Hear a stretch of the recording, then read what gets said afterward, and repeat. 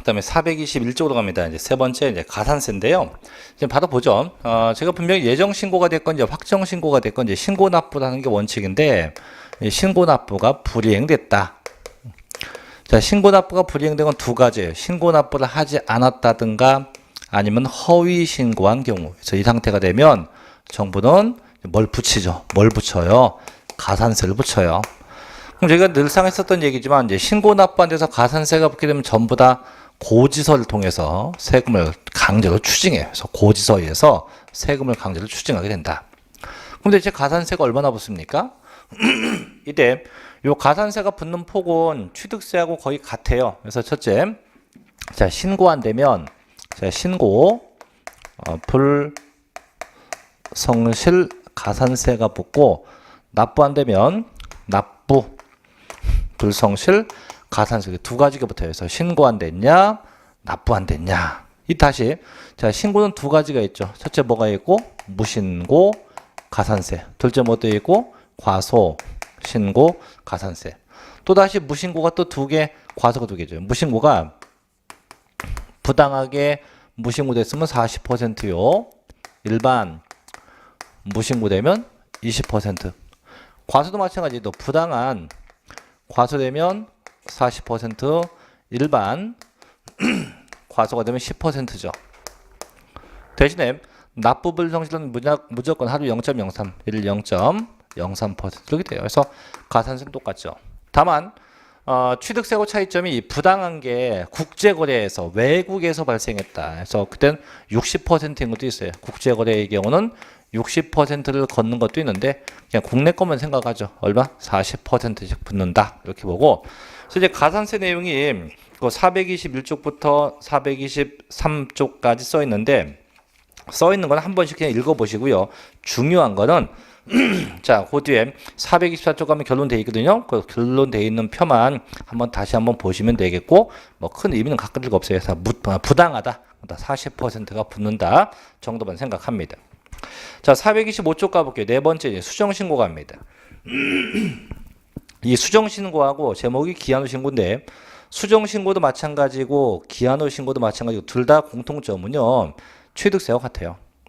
즉 수정신고가 됐건 기한 후 신고가 되건 둘 중에 하나가 되면 가산세는 감면된다는 겁니다. 그럼 수정신고는 누가 하는 거냐? 신고를 했는데 허위신고, 과소신고한 애가 정부로부터 적발되기 전까지 하는 게 이게 수정신고고요.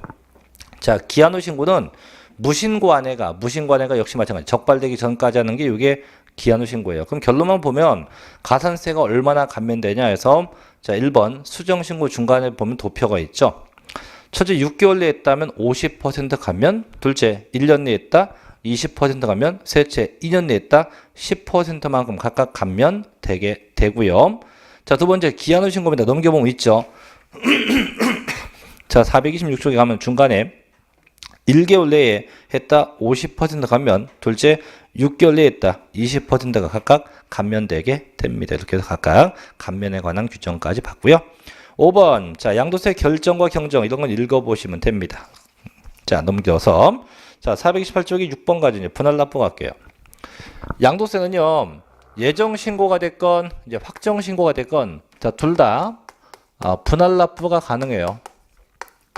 조심할 건 물납은 안 돼요. 분할 납부만 가능하다. 물납은 없다. 그럼 언제 되냐? 요건이 있죠. 자, 분할 납부 요건은 첫째, 적어도 내가 납부할 금액이 1,000만 원입니다. 1,000만 원이 초과가 돼야 돼요. 초과. 두 번째, 분납은 신청만 하면 되지 별도의 허가 요건 없고요. 자, 실제 분납 기한인데 언제까지 분납하냐? 이 기한은 납부기한 경과일로부터 2개월 내입니다. 2개월 내. 2개월 이내예요. 그래서 납부기한 지나간 날부터 2개월 내에 자, 분납 가능하죠. 그럼 어떻게 분납해요? 방법도 볼게요. 자, 분납 방법이 크게 두 가지가 있는데 첫째는 납부할 금액이 2천만 원 이하냐? 2천만 원 이하냐? 둘째, 납부할 금액이 2천만 원 초과냐? 두 가지가 있죠. 그래서 2천만 원 이하면 얼마 분납? 1,000만 원 초과금액 1천만 원. 1천만 원 초과액이 분납이 되고, 둘째 2천만 원 초과됐던 반토막 50%입니다. 이하의 금액이 분납이 돼요. 그럼 뭔 얘기냐? 자, 내가 낼 금액이 가장 2천 이하다. 낼 금액이 1,800이다. 라고 하면 처음에 내고 또 내요. 2개월 내에. 또 낼 게 1,000만 원 초과된 금액 얼마? 800. 그럼 당연히 앞에 낼 거 얼마? 1,000만 원. 둘째 2천만 원 초과했다. 이땐 반이죠. 그럼 내가 이렇게 3,600이라고 하면 처음에 내고 또 내고. 그럼 이때 토탈 금액이 반이야. 얼마? 1,800 내면 되죠. 당연히 앞에 똑같이 1,800 이렇게 해서 각각에 대해서 분납이 가능하다 이거죠. 그래서 보면 자 분할납부 갑니다. 1번 거주자로서 예정신고난 확정신고세액이 1,000만 원 초과할 경우 가능하다. 몇 개월 내? 2개월 내. 둘째 분납할 수 있는 세액 기억번 2천만 원 이하면 1,000만 원 초과 금액이 되고요. 둘째 2천만 원 초과했던 100분의 50 이하의 금액이 각각 분할납부가 된다고 합니다. 니은번 자 납부할세액이 2천 했죠. 이제 다 했고 이제 두 번째 7번째 부가세입니다. 자 양도세는요 조심할 게 납부할 때에 대해서는 부가세가 붙지 않고요. 대신 납부하게 되면 독립세인 지방교육세가 붙고 대신 감면받았을 때 한해서 100분의 20에 해당하는 농어촌 특별세가 붙습니다. 그래서 납부할 때는 부가세 없고 감면될 때만 부가세가 수반된다고 하네요. 자 여기까지는 양도세에 대한 내용을 다 정리해 봤고 자 또 두 장 넘기면 자 이제 436쪽에 가면 5쪽이네요. 이제 국외자산 자산 양도인데 요게 최근에 시험에 간간히 나는데 제가 딱 7줄 정도 적을 테니까 요것만 보세요. 그 최근 뭐 한번 참고서 한번 보시고 외국 부동산 양도했을 때 어떤 특성인가 그 특징적인 요소만 생각하면 되기 때문에 내용을 굳이 다 볼 게 아니고 요 기본적인 사항만 보시면 됩니다. 자 보죠. 자 제목이 국외 부동산 양도입니다. 국외 자산의 양도인데 첫째 누가 세금 내냐? 납세 의무자인데 얘는 적어도 국내에 최소한 5년입니다. 5년 이상 5년 이상 주소나 거소를 둔 자 주소나 거소를 둔 자가 납세자가 돼요. 그래서 최소한 국내에 5년 이상 주소 거소를 둔 자에 한해서 납세 의무가 있어요. 두 번째 자 미등기 임차권도 과세입니다. 미등기 임차권도 과세야. 즉 과세 대상은 국내 재산하고 똑같은데 대신 국내가 항상 등기된 임차권만 과세였죠. 근데 외국은 등기 제도가 없는 국가도 있기 때문에 미등기 임차권도 과세가 돼요. 세 번째 양도세 계산은 항상 실지거래가 원칙이에요. 그래서 계산 방법은 항상 실지거래가 원칙입니다. 다만 이 실지거래가가 불분명하면 국내 재산은 전부 다 추계했었죠. 근데 외국 거는 그 국가의 현황을 반영한 시가로 합니다. 그 국가의 현황을 반영한 시가로예요. 시가로. 또 외국 재산은 장기 보유 특별 공제는 안 돼요. 대신에 기본 공제는 됩니다. 250만 원 기본 공제는 가능합니다. 기본 공제는 해준다. 그다음에 세로는요. 세로 무조건 6에서부터 40%예요. 보유기간 등기 안 따집니다. 무조건 6부터 40. 그다음에 이게 외국서 세금 내고 국내에 또 오는 거니까 분명히 외국 납부세액이 있을 거예요. 외국에서 내는 금액 외국 납부세액인데 외국 납부세액은 공제를 받아야 돼요. 어떻게 공제하냐? 선택 공제 가능합니다. 첫째는 필요경비에 넣어서 산입에서 공제하는 방법이 있고 산입에서 공제하는 방법이 있고 둘째는 산출세액에서 어디요? 산출세액에서 차감하는 방법이 있다. 이렇게만 보시면 돼요. 하나 더 그 다음에 항상 원화 환산해야 돼요. 그래서 기준 환율이냐 혹은 재정 환율에 의해서 반드시 원화 환산해야 돼요. 기준이나 재정원리로 반드시 원화 환산해야 된다.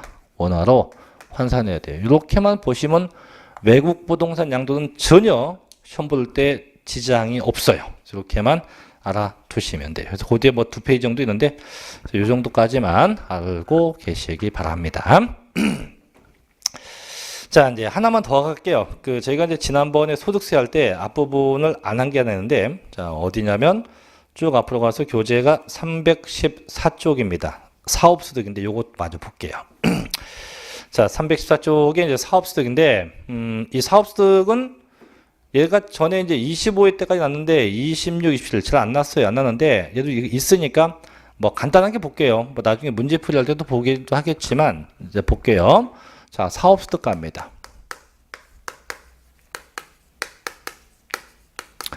이 사업소득은 이제 종합소득의 일부예요.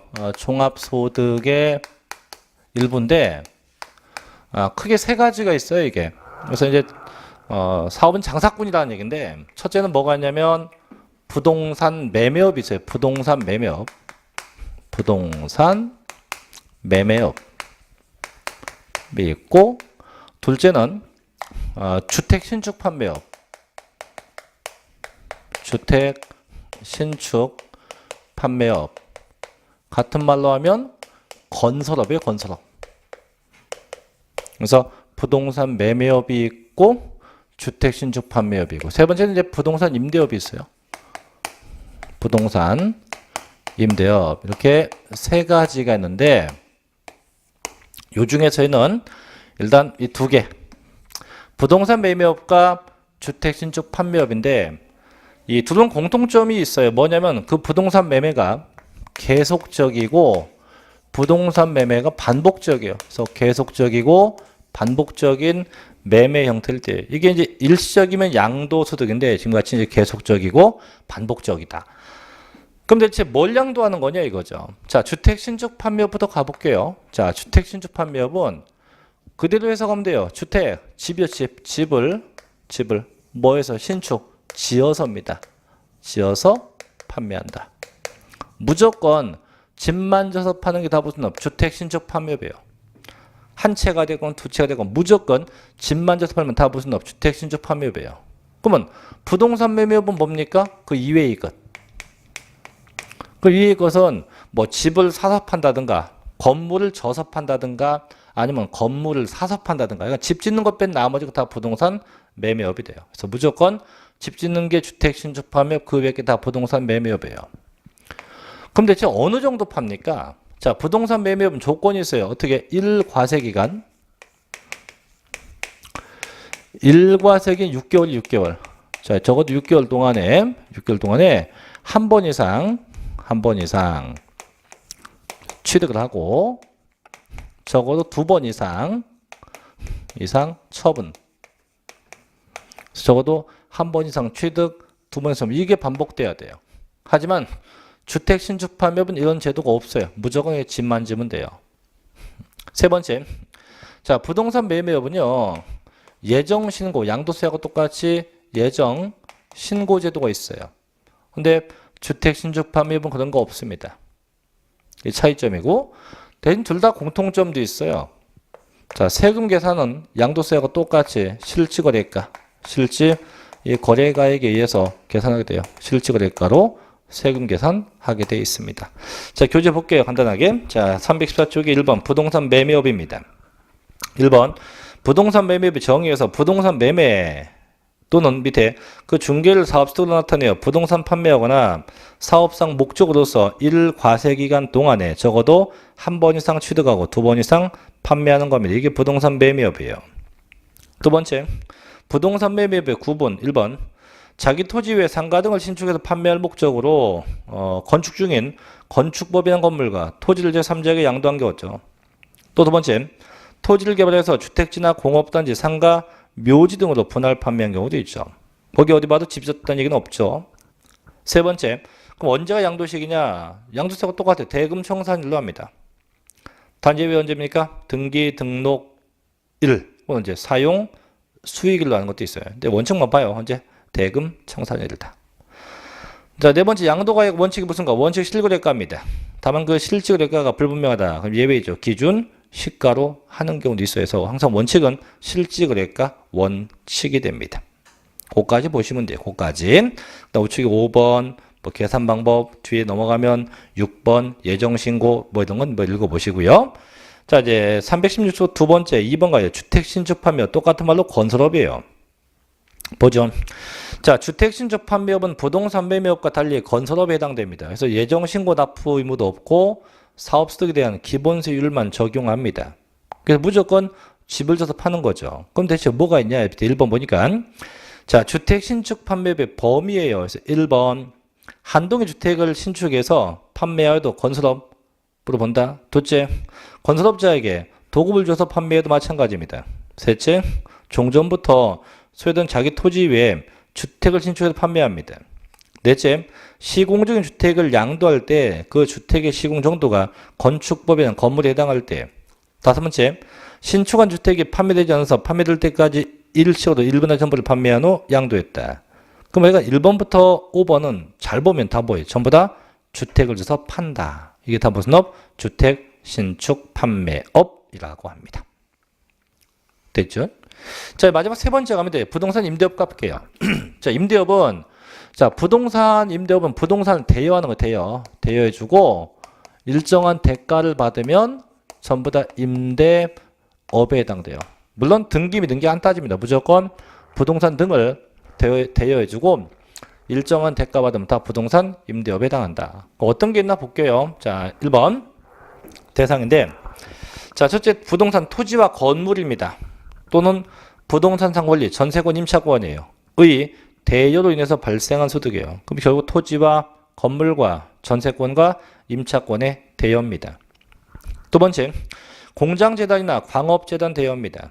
세 번째, 광업권자, 조건권자, 덕대가 채굴권 대여합니다.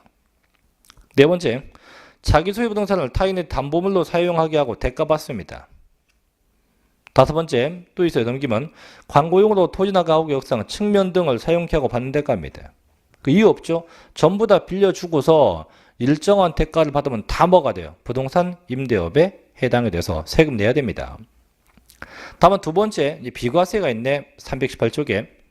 첫째, 논밭이에요. 논밭. 농지인데 농지는 대여되면 비과세입니다. 다만 얘가 대여가 돼도 조심할 게 있어요. 뭐냐면 대여를 하는 건 좋은데 반드시 그 임차인이 이제 빌려간 자가 농작물 경작에 써야 돼요. 빌려간 건 농지인데 농사 안 짓는다? 그럼 얘는 과세. 반드시 농지가 임대되고 농사를 져야 됩니다. 두 번째, 몇 개 주택? 한 개. 딸랑 한 개 주택을 소유한 자의 임대소득도 비과세입니다. 다만 그 한 개라고 해도 거기 기준 시가가 9억이 넘어간다든가 또는 외국에 있는 거는 무조건 과세입니다. 그래서 국내에 있는 9억이 넘지 않는 일반 주택일 때 한 개는 비과세돼요. 또는 세 번째, 해당 과세 기간의 총 수익 금액이 2천만 원 이하인 자도 비과세입니다. 얼마 이하? 2천 이하. 그래서 수입액이 주택임대 수입이 2천이 안 돼도 비과세예요. 그래서 한 개이거나 2천만 원 이하면 비과세. 하지만 얘가 기준 시가가 9억이 넘어갔다. 혹은 9개에 있었다면 전부 다 과세 대상에 해당하게 됩니다. 그럼 언제가 임대 수입식이냐 해서 우측에도 있네요. 첫째, 계약이나 관습에서 정해졌다. 그럼 정해진 날로 합니다. 둘째, 정해지지 않았다. 그럼 실질 지급받은 날로 하는 경우도 있습니다. 자, 네 번째, 수익금액 계산 어떻게 해요? 총 수익금액에서 공식 보니까 나오죠. 필요금액 빼는데 저는 그 총 수익금액 한번 볼게요. 자, 총 수익금액은 밑에 공식 보니까 319쪽 중간 밑에 있습니다. 임대료 더하기 간주임대료 더하기 관리비 수입 더하기 보험 차익인데, 자, 기억번 임대료 다 알죠? 매월 받는 월세 합계예요. 월세 합계가 뭡니까? 임대료입니다. 너무 쉬워요. 자, 넘겨서 두 번째. 자, 320쪽에 니은번인데 요건 좀 체크 좀 할게요. 좀 이따 할게요. 요건 중요한 거 이따 하고. 자, 우측에 디귿번 먼저 가요. 관리비 수입 갑니다. 자, 관리비 수입은 뭐냐면 읽어보면 나오는데 정상적인 관리비보다 더 받아먹은 거예요. 매월 관리비가 뭐 150만 원인데 이게 건물주가 200이다. 그래서 초과 관리비인데 그게 안 걸리면 되는데 걸리면 초과된 금액도 어떻게 임대 수입에 포함을 한다는 겁니다. 1번 보험 차익이에요. 이건 또 뭐예요? 임대 건물이 화재가 났어요. 그래서 화재 보험에 가입이 됐네. 근데 문제는 보험을 가입했으면 보험금 탈 거 아니에요.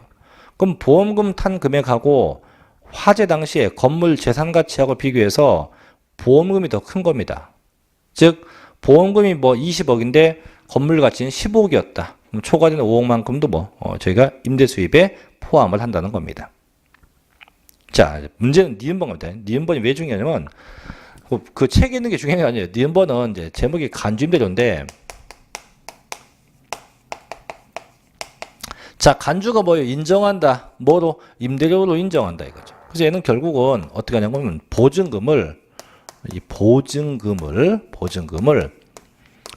연 이율 등으로 계산한 금액이에요. 그래서 보증금을 연 이율 등을 가지고 계산한 걸 간주임대료라고 하는데, 보통 이제 건물을 임대했을 때 많이 발생해요. 건물 임대하면 뭐 보증금 얼마에 월세 얼마에서 그 보증금에 대해서 계산된 금액이 간주임대료인데, 자, 문제는 이겁니다. 주택에 대해서는요, 잘 봐요. 간주임대료 계산 안 해요. 지금 주택도 저희가 월세 있잖아요, 월세. 그러면 주택도 보증금을 받고 월세를 받는데, 그래서 주택에 대해서는 보증금에 대해서 간주임대료 계산을 하지 않아요. 자, 더 중요한 거 이거요. 단주택이라고 해도 그 주택이 세 채 이상이고, 그 보증금의 합계가 3억 원이 초과되면 이때는 주택이라고 해도 간주임대료 계산합니다. 요게 중요한 거예요. 전래주택은 간주임대료가 없다. 하지만 주택이 몇 채 이상? 3채 이상이고 보증금이 얼마 초과? 3억이 초과되면 이때 주택이라도 간주임대료 계산합니다. 계산하게 됩니다. 간주임대료 계산하게 됩니다. 자, 여기 보셔요. 자, 그게 B번인데, 자, 밑에 C면 되고 B번. 자, 주택을 임대료는 간주임대료. 자, 주택은 원래 없어요. 다만 주택을 대여하고 보증금 등을 받은 경우는 3주택 이상입니다. 이상이고, 끝에 가니까 얼마? 보증금의 합계 얼마? 3억 원이 초과된 경우는 다음과 같이 계산한다. 계산 방법은 별거 없어요. 그래서 주택은 원래 간주임대료가 있다 없다 없는데 3채 이상이고 3억이 초과되면 주택도 간주임대료가 있다 이거죠. 그래서 이렇게까지 간단하게 정리해 봤습니다. 자, 저희가 여기까지 해서 이제 5월, 6월 강의도 마무리 졌는데요. 글쎄 뭐 시간이 더 허락된다면 더 많은 내용을 볼 수 있겠지만 그래도 충분히 저는 충분히 봤다고 생각을 하고, 이제 다음 달 7월부터는 이제 문제풀이 반인데 아마 문제집이 아마 전부 다 배송이 아마 될 거예요. 조만간 될 거고, 문제집은 지금같이 이렇게 이제 공부하시면 안 돼요. 좀 공부 방법을 바꿔서 꼭 예습 복습에 반드시 선행돼야 됩니다.